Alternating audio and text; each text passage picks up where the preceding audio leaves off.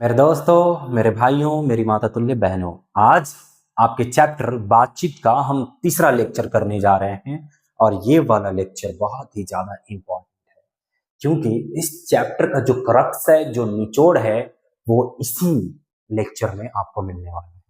लेखक साहब ने कैसी-कैसी बातें की हैं और बातचीत के विषय में क्या-क्या बातें कही हैं, ये तो हमने अब तक पढ़ लिया है, लेकिन आज देखने वाले हैं असली बातचीत क्या होती है लेखक के नजरिए से। तो भाई, ये सेशन बहुत इंपॉर्टेंट है, इसे कृपया ध्यान से पढ़िएगा।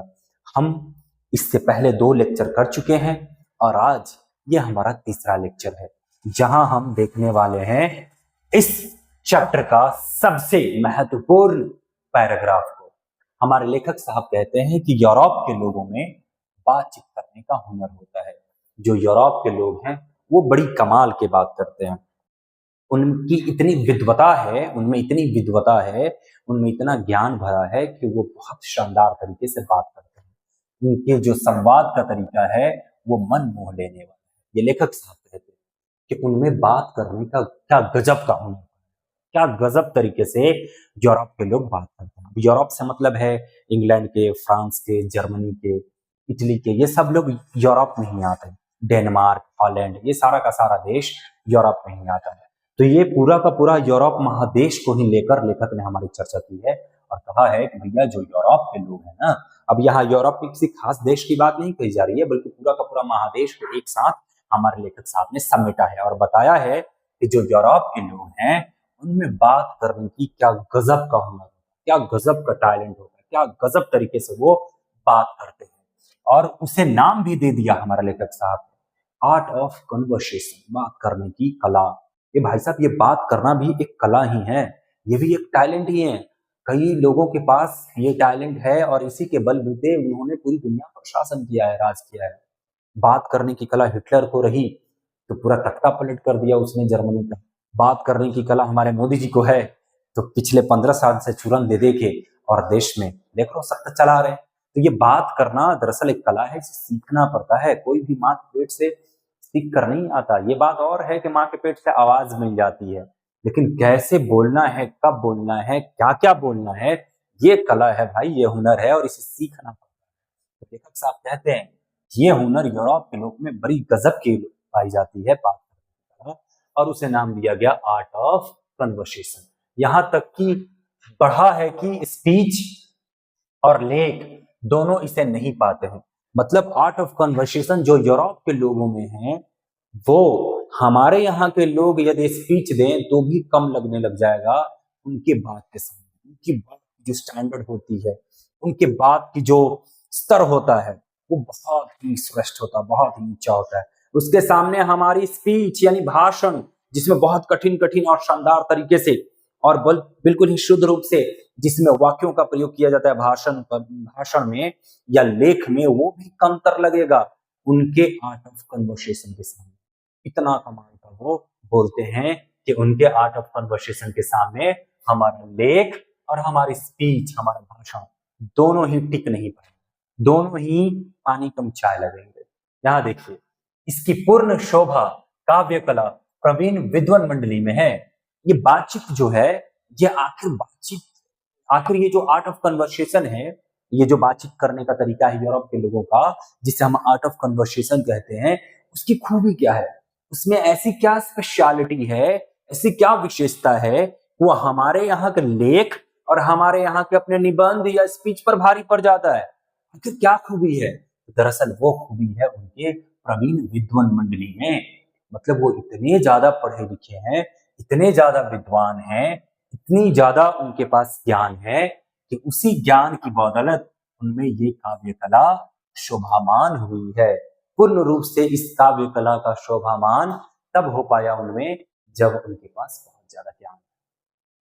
तो भैया एक बात तो समझ में आ गई कि अच्छे से बोलने के लिए अच्छा ज्ञान भी होना जरूरी है। तो दरअसल उनकी उनकी पूर्ण शोभा यानी आर्ट ऑफ कन्वर्सेशन, इस कला की जो पूर्ण शोभा है, वो इस बात पर निर्भर करती है कि वो कितने परम ज्ञानी हैं। वो परम ज्ञानी हैं, इस वजह से उनकी आर्ट ऑफ कन्वर्सेशन बहुत खास है, या उनके बातचीत का हुनर बहुत खास है। समझे बंधु? आइए आगे देखते हैं। ऐसे चतुराई के प्रसंग छेड़े जाते हैं जिन्हें सुनकर कान को अत्यंत सुख मिलता है। भैया इतना चतुराई, इतना स्मार्टली वो कोई बात कहेंगे, कोई बात आपके सामने प्रकट करेंगे, शुरू करेंगे कि भाई आपको सुन के बड़ा बड़ा आनंद आ जाएगा। वाह, बात कहा, क्या बात कहा है, ऐसे आपको अंदर से फील होने लग जाएगा। और ये तो वही व्यक्ति कर सकता है ना जिसके पास गहरा ज्ञान हो, जो सतही नहीं बल्कि तलस्पर्शी हो। सतही ज्ञान लेने वाला तो सिर्फ बकबक करते रहेगा, सिर्फ वो शोर मचाएगा, लेकिन जो तलस्पर्शी है, जिसने ज्ञान के तल को छुआ है, उसके बात में ये हुनर और ये आकर्षण पैदा हो जाती है कि उसको सुनकर सामने वाले का हृदय अत्यंत सुख से भर जाता है। क्या विचार है, आगे देखिए। सुहृद गोष्ठी इसी का नाम है। जब सुनने के बाद दिल को बहुत खुशी हो, अत्यंत खुशी हो, उसी को नाम दिया जाता है सुहृद गोष्ठी। सुहृद गोष्ठी यानी हृदय को सुख देने वाली बात। ओ भाई देखो तो सही, ये ऐसे चतुराई से बात करते हैं, ऐसी चतुराई से बात करते हैं कि सुनकर अत्यंत सुख मिलता है, दिल को बड़ी सुकून मिलता है। तो उसी को तो हम कहते हैं सु बोले तो बहुत अच्छी, अहृद बोले तो हृदय को, और गोष्ठी बोले तो बात। तो ऐसी बात जो हृदय को बहुत प्यारी लगती है, उसी बात को हम कहते हैं मेरे प्यारे भाई सुहृद गोष्ठी। तो ये सुहृद गोष्ठी किसके वजह से हो पाती है, या कौन ऐसे लोग हैं जिन जो सुहृद गोष्ठी का एहसास कराते हैं? तो दरअसल वो यूरोप के लोग हैं, उनमें ये कला पाई जाती है। और क्या मीठी मीठी मीठी प्रसंग छोड़ते हैं, सुनने के बाद सुहृद गोष्ठी होता है, यानी दिल प्रफुल्लित हो जाता है, मन प्रफुल्लित। साहबजादे जी आइए आगे। तो देखते हैं आगे, सुहृद गोष्ठी की बातचीत की यह तारीफ है। सुहृद गोष्ठी के बारे में ये बात कही जा सकती है, सुहृद गोष्ठी की प्रशंसा में ये बात कही जा सकती है कि बात करने वालों की लियाकत अथवा पंडिताई का अभिमान या कपट कहीं एक बात में भी प्रकट न हो, वरन क्रम में रसाभास पैदा करने वाले शब्दों को बरतते हुए चतुर सियाने अपनी बात, भाई देखो, चतुर सियाने अपनी बातचीत को सरस। सुहृद गोष्ठी का मतलब है कि आपके हृदय को अच्छा लग रहा है, और जो बोल रहा है ना, उस बोलने वाले के भीतर से जरा भी अहंकार नहीं झलकेगा, जरा भी घमंड नहीं झलकेगा। जो बोल रहा है उसके भीतर से जरा भी घमंड नहीं झलकेगा कि वो कितना बड़ा ज्ञानी है, कि परम ज्ञानी है, ऐसे जरा भी आपको घमंड नहीं झलकेगा, और बात आपको बड़ी प्यारी लगने वाली है। देखो, सुहृद गोष्ठी की विशेषता है ये, तारीफ बोले तो उसकी विशेषता है ये कि जो बात करता है, यानी जो बोलता है ऐसी गोष्ठी को, जो ऐसी गोष्ठी को बोलता है, उसकी लियाकत यानी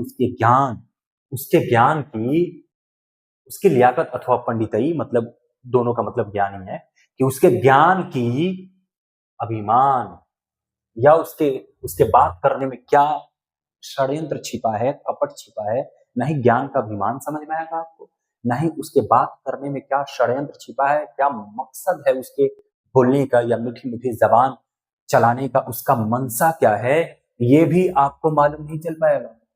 ना उसके ज्ञान का अहंकार दिखाई पड़ेगा, और ना ही उसके मन में उस कपट के बारे में आपको मालूम चल पाएगा, और उस बात में हमेशा के हमेशा आनंद आते रहेगा।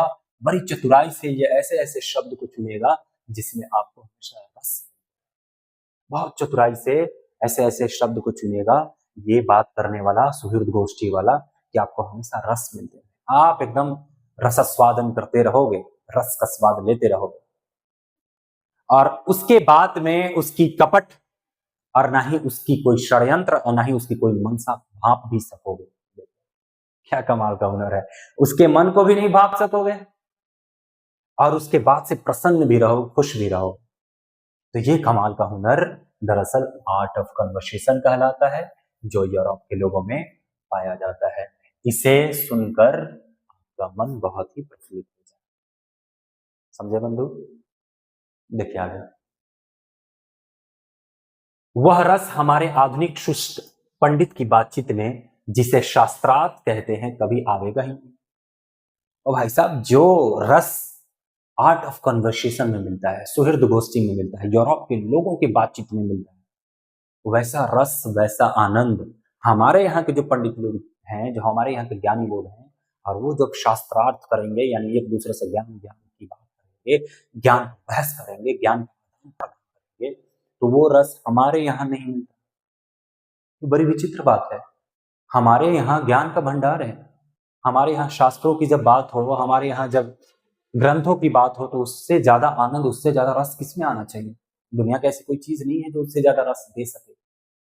लेकिन ये कमी हमारे यहाँ के विद्वानों की है, पंडितों की है, कि उनके पास ये कला ही नहीं है कि उस शास्त्रार्थ को सही से प्रस्तुत कर सके, शास्त्रार्थ को सही से प्रस्तुत कर सके, ऐसे उनमें कला ही नहीं है, जिस कारण उसका जो रस है, उस बातचीत में जो रस है, उस ज्ञान में जो रस है, जो उस शास्त्रार्थ में रस है, आनंद है, वो अनुपस्थित है, वो होता ही नहीं। जबकि यूरोप के लोग नॉर्मल बात भी करते हैं, सामान्य रूप से बातचीत भी करते हैं, तो उनकी बातचीत में आनंद आते रहते हैं। और हमारे यहाँ ज्ञान की बातें हो भी रही हैं, तभी भी बोरिंग लगती, तभी भी उबाऊपन लगता है, क्योंकि वो रस, वो आनंद नहीं है हमारे यहाँ के पंडितों के बातचीत में। जैसे मुर्गा और बटेर आपस में लड़ाई करते हैं ना, झपटा झपटी, मुर्गा और बटेर। अब मान लीजिए बटेर भी एक पक्षी होता है मुर्गे की तरह ही, तो मुर्गा और बटेर आपस में लड़ रहे होते हैं। जैसे कैट एंड डॉग की फाइट तो आप देखे ही हैं, बिल्ली और कुत्ते की लड़ाई, वैसे ही आपने चूहे और बिल्ली की लड़ाई देखी होगी। उसी प्रकार मुर्गे और बटेर की लड़ाई होती है, ये आपस में झपटा झपटी करते रहते हैं, एक दूसरे को ज्यादा सुपीरियर दिखाने, एक दूसरे को श्रेष्ठ दिखाने के लिए इनका आपस में नोचा नोची चलते रहता है, झपटा झपटी चलते रहते हैं। तो भाई साहब, हमारे यहाँ के जो पंडित लोग हैं, इनकी बातें बड़ी शुष्क होती, सुखी हुई, उनमें रस ही नहीं होता। इनकी बातें बड़ी शुष्क होती, सुखी हुई होती, इनकी बातों में कोई आनंद नहीं आता, चाहे वो शास्त्रार्थ ही क्यों ना कर रहे हो, ज्ञान की बात ही क्यों ना कर रहे हो, बावजूद इसके उसमें रस मर जाता है, सुख जाता है। और ऐसा लगता है जब शास्त्रार्थ चल रहा हो हमारे यहाँ के पंडितों में, तो ऐसा लगता है कि जैसे वो मुर्गे और बटेर जो है ना, वो आपस में लड़ाई, झपटा झपटी कर रहे हैं, काव काव काव काव कर रहे हैं, क्योंकि इनके मन में अभिमान हो जाता है। हमारे यहाँ के जो पंडित हैं, हमारे यहाँ के जो लियाकत, लियाकत मतलब बुद्धिमता होता है, हमारे यहाँ के जो पंडित लोग हैं, ज्ञानी लोग हैं, ये ज्ञानी लोग अपने भीतर घमंड ले आते हैं, अपने भीतर ये अहंकार ले आते हैं कि वो परम, वो सामने वाले से ज्यादा जान। यही कारण है कि रस खत्म हो, आनंद खत्म हो, वो ज्ञान कम और बिना रस का काव काव काव काव काव काव लगता है। ऐसा लग रहा है कि वो अपने आप को महान बनाने के लिए, महान साबित करने के लिए एकदम झां झां कर रहे हैं, ये अपने आप को महान साबित करने के लिए काम, और दोनों अपने आप को एकदम सुपीरियर, अपने आप को श्रेष्ठ साबित करने के लिए लड़े जा रहे हैं। कैसे अपनी बुद्धिमता को सर्वोपरि खड़ा कर दें, कैसे पूरे समाज के सामने बता दें कि हम परम। इसी अभिमान की वजह से और इसी लालच की वजह से उनकी बातचीत का रस है। आज जबकि इनमें देखो, इनमें जरा भी घमंड नहीं होता, ना ही ये अपनी पंडिताई या लियाकत को दिखाने के लिए जरा भी घमंड दिखाते हैं, झलकता ही नहीं। लेकिन यहाँ पर साफ तौर पर इनकी बातों में, हमारे यहाँ के जो पंडित हैं, उनकी बातों में साफ तौर पे झाएं झाएं, कोई जो ये चर्चा कर रहे होंगे उसमें जरा भी रस नहीं होगा, एकदम व्यर्थ का व्यर्थ दिखाई पड़ेगा उनकी चर्चा। वरण कपट और एक दूसरे को पांडित्य के प्रकाश से बाद में परास्त करने का संघर्ष आदि रसभास सामग्री वहां का बहुतायत के साथ आपको मिलेगी। हाँ, यही जिसके बारे में अभी हमने चर्चा की कि ये एक दूसरे के लिए कपट रखेंगे, इनके पांडित्य का प्रकाश, यानी इनके पांडित्य, इनके ज्ञान भंडार सबके सामने ये दिखा दें और सामने वाले को परास्त कर दे, हरा दें, यही इनका जोर चलते रहेगा, यही ये जोर लगाते रहेंगे कि कैसे सामने वाले को हरा दे अपने बहस से। और इसी अहंकार, इसी घमंड की वजह से इनके बात में वो रस, वो आनंद मर जाता है। भैया घंटे भर तक कांव कांव करते रहेंगे और उसका कुछ हासिल नहीं, कोई फायदा नहीं। किसी प्रकार का कोई आनंद नहीं मिलेगा घंटे भर काँव काँव करते रहने के बाद। तो ये हमारे यहाँ के पंडित हैं। बड़ी बड़ी कंपनी और कारखाने आदि बड़े से बड़े काम इसी तरह पहले 2-4 दिली दोस्तों की बातचीत से शुरू किए गए, उपरांत बढ़ते बढ़ते यहाँ तक बढ़े कि हजारों मनुष्यों को उनसे जीविका चलने लगी और साल में लाखों की आमदनी। बातचीत एक ऐसा हुनर है ना दोस्तों, या एक ऐसा वरदान है जिसे ईश्वर ने हमें दिया, और ये सर्वश्रेष्ठ वरदान मानते हैं हमारे बाल कृष्ण भट्ट। कहते हैं कि चाहे आज कितनी भी बड़ी कंपनी खड़ी हुई है, टाटा ले लो, रिलायंस ले लो, बिरला ले लो, हिंदुस्तान यूनिलीवर ले लो, आईटीसी ले लो, दुनिया की बड़ी सी बड़ी कंपनी को ले लो, वो पहले किसी के मन में विचार के रूप में आई होगी, फिर उसने अपने आसपास के करीबी दोस्तों से अपने दिल की बात कही होगी, वो विचार रखा होगा, बातचीत किया होगा, डिस्कशन हुआ होगा, तब जाकर ये बातचीत का निष्कर्ष निकला, फल निकला क्या टाटा जैसी बड़ी कंपनी, और उसमें हजारों लोगों को रोजगार मिलता है। ये तब संभव हो पाया जब वाक शक्ति ईश्वर ने। अगर वाक शक्ति ना होती तो हम मन में सोच लेते, लेकिन वो धरातल पर सत्य होता। टाटा के जो संस्थापक हैं वो मन में सोच लेते कि हाँ एक कंपनी बनानी है, या एक लोहे और स्टील की कंपनी बनानी है, ऐसे तो सोच लेते और उसे धरातल पर डिस्कस ना करते, अपने लोगों से प्लानिंग वगैरह नहीं होती, तो भाई साहब कहाँ से कंपनी होती, या ना वो कंपनी होती ना उसमें रोजगार पाने। तो वो छोटी सी आइडिया, छोटी सी कल्पना, छोटे से विचार को जब डिस्कस किया आपस में लोगों ने बैठकर, तब जाके वो बड़ी सी बड़ी कंपनी के रूप में आज उभर कर आई और मनुष्यों की जीविका उससे चलने लगी। देखें आगे, 25 वर्ष के ऊपर वालों की बातचीत अवश्य ही कुछ ना कुछ सारगर्भित होती होगी, अनुभव और दूरदर्शी से खाली ना होगी, वरना 25 से नीचे की बातचीत में यद्यपि अनुभव, दूरदर्शिता और गौरव नहीं पाया जाता, पर इनमें एक प्रकार का ऐसा दिल बहलाव है और ताजगी रहती है जिसकी मिठास उससे 10 गुना बढ़ी चढ़ी रहती है। तो भाई देखो, लेखक साहब हमारे कहते हैं ना कि ये जो बातचीत का मुद्दा है या बातचीत का जो विषय है, ये अलग अलग उम्र के लोगों में अलग अलग तरीके से, बातचीत के मुद्दे अलग होते हैं। हाँ जी, उनकी बहस की, उनकी चर्चा की मुद्दा अलग अलग हुआ करती है, अलग अलग उम्र के लोगों। बुढ़ऊ लोग जो है हमेशा बतियाते रहते हैं, चर्चा करते रहते हैं किसी युवा के शिकायत की, या देश दुनिया की, या राजनीति की। जो बूढ़ी औरतें हैं अपनी बहुओं से ही परेशान हैं, उनकी शिकायत तो हमारी बहू, हमारी पतो। और जो सखी लोग हैं, इनके बीच में पता नहीं कौन सा रस का समुद्र उमड़ा चला आता है, व्यापारी व्यापार की बात करता है, शिक्षक शिक्षण की बात करता है, बाकी अलग अलग समुदाय, अलग अलग क्षेत्र से संबंधित लोग अलग अलग विषयों पर बात करते हैं, अलग अलग उम्र के लोग अलग अलग विषयों पर बात करते हैं। और हमारे लेखक साहब कहते हैं कि जो 25 वर्ष के ऊपर के बच्चे हैं, जो 25 वर्ष के ऊपर के युवा हैं, उनकी बातचीत बेकार नहीं जाती, वो बड़ी सीरियस होकर, गंभीर होकर बात, क्योंकि अब उनके ऊपर जिम्मेदारी आ रही होती है, अब उनको कामयाब हो जाना ज्यादा आवश्यक लगता है। तो बेकार की बात, फालतू की बात वो बिल्कुल नहीं करते हैं, वो ऐसी बात करते हैं जिस बात में अनुभव हो, जिस बात में दूरदर्शिता हो, यानी आगे तक उसका लाभ मिले, आगे तक उसका फायदा पहुंचे, आगे तक उस बात का कोई मतलब निकले। तो वो ऐसी बात करते हैं जिस बात में कोई मतलब हो, कोई सार हो, बेकार की बातें नहीं करते, कोई अनुभव हो, कोई दूरदेशी विचार हो। तो जो 25 वर्ष के ऊपर के युवा हैं, वो जब भी बात करते हैं बड़ी गंभीर होकर बात करते हैं, उस बात का कोई होता है। लेकिन 25 वर्ष के जो नीचे के लड़के हैं, उनमें, उनके बात में अनुभव हो ना हो, दूरदर्शिता हो ना हो, गौरव हो ना हो, लेकिन उनके बात में रस जरूर होता है, उनके बात में रस जरूर होता है, दिल बहलाव जरूर होता है, मिठास बड़ी आती है उनकी बात से। जो 25 वर्ष के नीचे के बच्चे हैं, तो 25 वर्ष के नीचे के बच्चे हैं, उनके ऊपर जिम्मेदारी नाम की कोई चीज होती नहीं, जीवन को एकदम आनंद जी रहे होते हैं। उनको लगता है कि बस आज ही भर जिंदगी है, और उसी तरह से खुलकर जीते रहते हैं, खुलकर जीते रहते हैं, जिस वजह से उनकी जिंदगी में और उनकी बातों में आप 10 गुना मिठास देख सकते हैं। लेकिन 25 वर्ष के जो ऊपर वाले युवा होते हैं बेचारे, वो खुद ही अपने जिम्मेदारी तले दबे होते हैं कि माता पिता की दवाई, तो माता पिता का इलाज, तो बहन की शादी, ये इतनी जिम्मेदारियां हैं 25 वर्ष के ऊपर के युवा की कि उसे फालतू में 1 मिनट भी कहीं खराब करने का मौका नहीं मिलता और न ही वो खराब करने के हालात में है, न ही वो खराब करने की परिस्थिति में, समझे?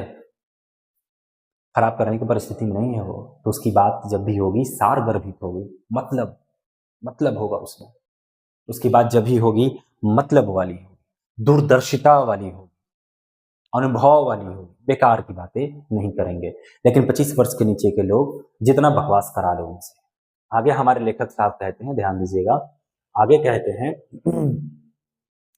कि भाई देखो, अभी तक जो हमने चर्चा किया हुआ था, इसके ऊपर तक जो हमने चर्चा किया हुआ था, उस चर्चा में हमने बाहर की बातों को देखा था। बाहर की बातों को देखा था मतलब बातचीत, हाल चाल, ठहाका, हंसी मजाक, सिर्फ हमने ये देखा था। और औरों से, दुनिया से, समाज से, भाई बहनों से, आसपास के लोगों से बात करने के तरीके को अब तक हमने देखा। लेकिन अब लेखक साहब हमें लेकर चलते हैं हमारे अंतर्मन में, हमारी मन की दुनिया में, हमारे खुद के गहराई में, और कहते क्या है, गौर से समझिए, यही है वो चैप्टर का क्रक्स, बिल्कुल ध्यान से पढ़ना। कहते हैं कि यहां तक तो हमने बाहरी बातचीत का हाल लिखा है। अब तक ऊपर जो भी देखा हमने, जितना भी लेक्चर में हमने रिसर्च किया, सब बाहरी हालचाल है, यानी दोस्तों से, यानी समाज से, अपने अपने फैमिली से। लेकिन अब आप चलो अपने भीतर झांकना। जब बाहरी बात करोगे तो इसमें दूसरा फरीक यानी दूसरा साइड होना जरूरी है। अब ऐसा है कि जब आप बात करने चल रहे हो, संवाद करने चल रहे हो, जब आप डायलॉग करने चल रहे हो, डायलॉग का मतलब है दो तरफा बात, तो जब आप डायलॉग करने चल रहे हो तो भाई मैं एक बोल रहा हूँ, आप सामने वाला भी तो एक बोले। जब सामने वाले बोलेगा, मैं बोलूंगा, तभी तो हमारे बीच बात हो पाएगी। बात है क्या? दरअसल विचारों का आदान प्रदान है, भावों का आदान प्रदान, सूचना का आदान प्रदान, यही तो है बात। तो भाई आप जब देखो बाहरी बात करोगे तो ये बड़ी जरूरी हो जाया करता है कि एक दूसरा साइड रहे, एक दूसरा फरीक रहे। और दूसरा फरीक ना रहेगा तो फिर बात होगी नहीं। और दूसरा फरीक होने के लिए वहां आपको जोखिम उठाना ये पड़ता है कि आपको किसी दूसरे या तो आप किसी दूसरे के यहाँ जाते हो, खुद आप किसी दूसरे के यहाँ जाते हो ताकि वहां उसके द्वार पे बैठ के बात कर सकते हो, या नहीं तो दूसरे को अपने यहाँ बुलाते हो कि वो आपके यहाँ आए और आपकी बातचीत हो। और दोनों में ही एक जोखिम है, खतरा है कि जब आप दूसरे के घर जाओगे तो आपके मन में भी ये एक तरह से अपेक्षा रहेगी कि भाई सामने वाला व्यक्ति के हम घर गए, वो जरा सा बैठना, पानी, चाय ये सब पूछे तो सही, नहीं तो आप कहोगे कि तो मेरा अपमान होगा। और दूसरा वाला व्यक्ति जब आपके यहाँ आएगा तो वो भी इसी बात को चाहेगा कि भैया हम उसके घर गए और उसने पानी तक नहीं पूछा, बस बैठकर गपशप किया और वहीं से भगा दिया, चाय तक नहीं पूछा। तो भाई दोनों ही तरफ के लोगों को एक अपेक्षा रहती है, मन में एक आशा रहती है। अगर वो पूरी ना हो तो फिर वो सामने वाला व्यक्ति अपने आप को अपमानित समझे और इससे मुंह ठूठी होना शुरू हो जाएगा। तो भाई साहब यही तो जोखिम है बातचीत करने में, बाहरी बातचीत करने में, यही जोखिम है बाहरी बातचीत करने में। देखो आप, अगर जो वहां से अपने यहाँ पधारे और उनकी पूरी दिलजोई ना हो सकती तो शिष्टाचार में त्रुटि हो जाएगी, उनकी पूरी मेहमान नवाजी ना करोगे तो आपके संस्कार और शिष्टाचार में त्रुटि हो जाएगी। मालूम ये चलेगा कि अगर हम ही उनके यहाँ गए तो पहले तो बिना बुलाए जाना अनादर का मूल है, और जाने पर अपने माफिक अगर बर्ताव ना किया जाए, मतलब हम अगर उनके यहाँ गए और वो हमें कुछ ना खिलाए पिलाए ना बिठाएं तो फिर हमें एक नया घाव मिल जाएगा, नया चोट मिल जाएगा। इसलिए सबसे उत्तम प्रकार की बातचीत है कि, समझ गए, सबसे उत्तम प्रकार की बातचीत है कि बाहरी बात नहीं करना है। सबसे उत्तम प्रकार की बातचीत है कि हमें बाहरी बात नहीं करना है, बल्कि क्या है भाई साहब उत्तम प्रकार की बातचीत? तो उत्तम प्रकार की बातचीत है कि हम दरअसल अपने भीतर एक ऐसी शक्ति पैदा करें, एक ऐसी शक्ति पैदा करें कि हम अपने आप से ही बात करें। ये है असली बातचीत। इसमें दूसरे फर्क के होने की आवश्यकता नहीं, इसमें दूसरा साइड होने की जरूरत ही नहीं, उसकी मेहमान नवाजी, उसकी खतरदारी करने की जरूरत ही नहीं। आप खुद से बात करें, नहीं गिला शिकवा रहेगा, नहीं मान अपमान होगा, नहीं किसी प्रकार की कोई अपेक्षा नहीं। तो भाई साहब, लेखक साहब हमारे कहते हैं सबसे अच्छी बातचीत है कि आप खुद से बात करें। और देखो तो हमारे मन के भीतर, हमारी मन की ऐसी प्रवृत्ति है, मन का ऐसा नेचर है कि भाई साहब वो हर पल नए नए रंग दिखाया करती है, यानी मन में नए नए नए नए विचार आते रहते हैं, नए नए ख्याल आते रहते हैं मन में हर बार। तो आप बोर भी नहीं होगे। आप खुद से बात करो ना, आप खुद से बात करो, आप नहीं ऊबोगे यार खुद से बात करके, क्योंकि आपका जो मन है, आपकी भीतरी मन, ये प्रति क्षण, हर पल ये आपको नए नए रंग दिखाता है। और ये वही रंग दिखाती है जो इस प्रपंचात्मक संसार में उभरता है। ये प्रपंचात्मक संसार का एक बड़ा भारी आईना है, जिसमें जैसी चाहो वैसी सूरत देख लेना, कोई दुर्घट बात नहीं है। आप संसार में जो कुछ भी चल रहा है, ये प्रपंचात्मक संसार है, मतलब एकदम षड्यंत्र से रचा हुआ संसार है। इस संसार में आप देखोगे तो इतना जालसाजी, इतना गलत और इतना मतलब कि षड्यंत्र चलता है, कपट चलता है कि भाई सब क्या कहो। अब वो जो आप देखते हो उसी तरह के ख्याल आपके मन में भी तो आते हैं, और हर पल नए नए नित नए पल आपको नए नए ख्याल आते रहते हैं। तो अपने भीतर झांको यार, खुद से बात करो, अपने भीतर झांको, खुद से बात करो। अगर आप जिस गलत समाज में रह रहे हो, कपटी समाज में रह रहे हो, तो आपके मन के भीतर कपटी विचार आने वाले हैं, और अच्छे समाज में रहने वाले हो तो अपने मन के भीतर आपके अच्छे विचार आने वाले हैं। तो जैसी चाहो वैसी सूरत देख लेना, दुर्घट बात नहीं है। तो अगर आप चाहते हो कि अच्छी सूरत देखें, अच्छे विचार मन में ले आए, तो अच्छे समाज में रहो। अब चाहते हो कि भाई दुर्घट यानी बुरी विचार मन में ले आए, तो वो भी देखो, उसी समाज में रहो, वैसी संगति में रहो। तो हमारा मन जो है, इसकी प्रवृत्ति ये है कि ये प्रतिपल बदलते रहता है, और ये वही दिखाता है, ये वही विचार हमारे मन में उत्पन्न करता है जिस समाज में, जिस सर्कल में हम रहते हैं। तो जैसी सूरत आपको देखनी है, अच्छी देखनी है तो अच्छे समाज में रहिए, अच्छे विचार उत्पन्न होंगे। बुरी संगति में रहना है तो बुरे विचार उत्पन्न होंगे। हमारा मन ऐसा चमनिस्तान है, ऐसा बागीचा है जिसमें हर प्रकार के पेड़ पौधे फूल लगे हैं, हर प्रकार के पेड़ पौधे फूल लगे हैं हमारे मन में। हमारे मन में सकारात्मक ऊर्जा है, नकारात्मक ऊर्जा है। हमारे मन में एक तरह से खुशी भी है तो गम भी है, हमारे मन में आशा है तो निराशा भी है, हमारे मन में सपने को पूरे करने की जुनून भी है तो उस सपने को टूटने का वो दर्द भी है। तो हमारा जो मन है, ये ऐसा चमनिस्तान है, ऐसा बागीचा है जिसमें हर किस्म के बेल बूटे खिले हुए नजर आएंगे। तो भाई साहब, क्या ये कम दिल बहलाव है? आपका मन आपको इतना ज्यादा रोमांचित करते रहेगा, आपका मन आपको इतना ज्यादा एंटरटेन करते रहेगा, तो फिर आपको मजा आ जाएगा, तो आप एकदम खुश हो जाओगे। तो मित्रों, प्रेमालाप कभी इसकी 16वीं कला तक न पहुंच सकेगी। इसी सैर का नाम ध्यान या मनोयोग है। तो जो आप प्रेमालाप करते हो, ये जो बॉयफ्रेंड गर्लफ्रेंड वाला कल्चर होता है, sweet sweet messages, sweet sweet बातें, उसमें उतनी स्वीटनेस नहीं होगी जितनी स्वीटनेस आप खुद से बात करोगे तो मिलेगा। लेखक साहब कहते हैं कि भाई सबसे अच्छी बातचीत क्या है? प्रेम वाली बात। उसमें बहुत रस मिलता है, मन ही नहीं करता फोन रखने को, मन ही नहीं करता बात खत्म करने को। इतना आनंद आता है, इतना आनंद के सागर में डूब जाते हैं प्रेमालाप में कि बाहर निकलने का मन ही नहीं करता।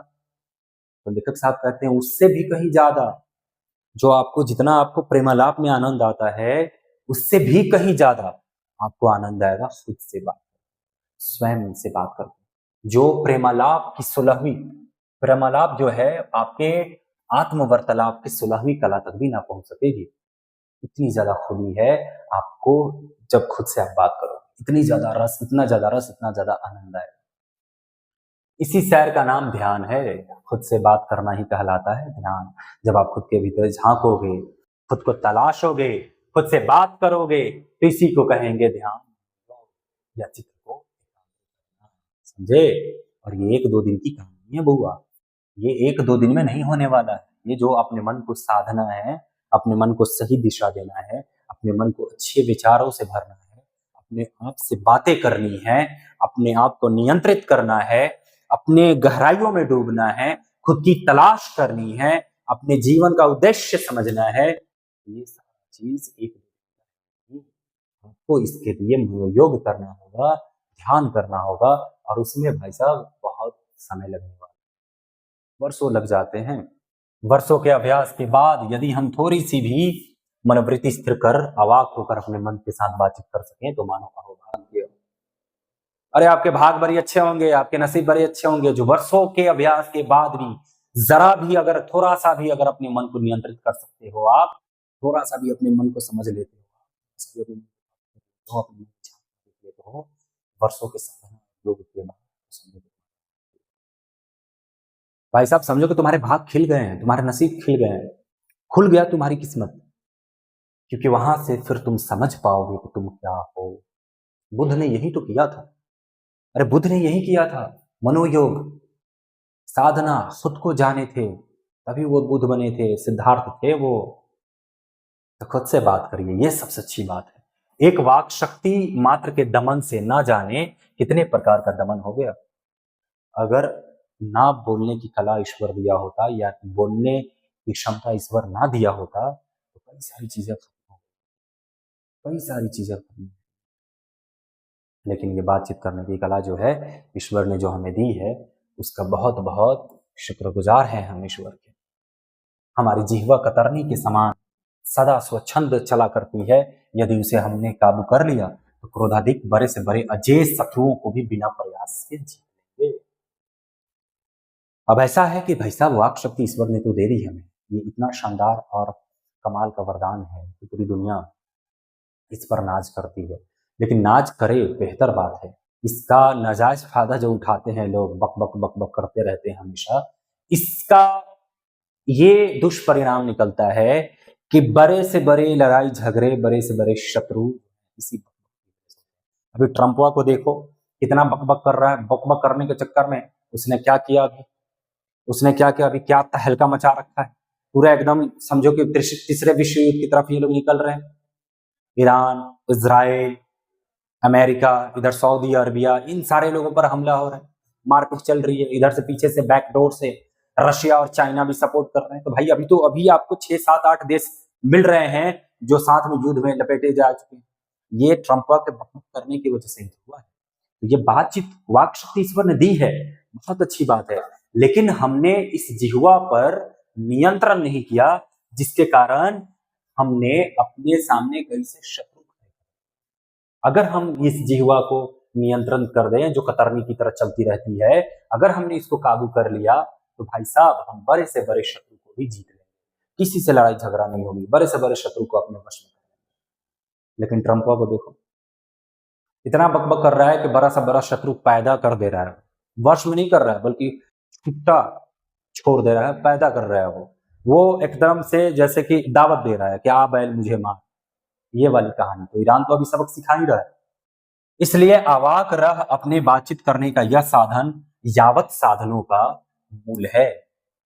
अगर आप शांत रहोगे, सचेत रहोगे, एकदम एकाग्रचित होकर खुद से बात करोगे, तो ये आपकी अपनी जो बातचीत है, ये सारे सारे जो आपके साधन है, मतलब साधन करने से मतलब, यावत साधन करने से मतलब है कि आपको आनंद या खुशी पाने के साधन है, ये जो सारे ज्ञान पाने के साधन है, ये अवाक रहकर खुद से बातचीत करोगे तो खुद ब खुद मिल जाएगा।